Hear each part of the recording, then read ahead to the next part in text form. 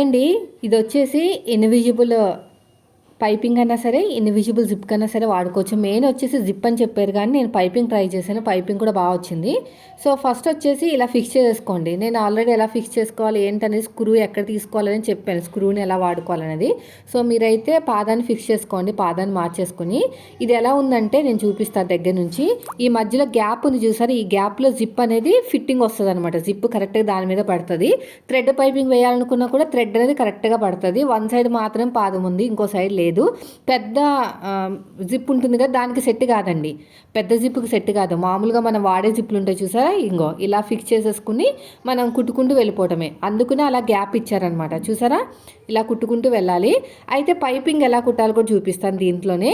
మీరు సగానికి ఇలా ఫోల్డ్ చేసేసుకుని పక్క నుంచి కుట్టుకుంటూ వెళ్ళిపోతే సరిపోతుంది. ఆ థ్రెడ్ అనేది మనకి అక్కడ గ్యాప్ వచ్చింది కదా పాదం కింద, అప్పుడు సెట్ అవుతుంది అనమాట. మీకు ఎవరికైనా ఇంట్రెస్ట్ ఉంటే తీసుకోండి, ఓకేనా.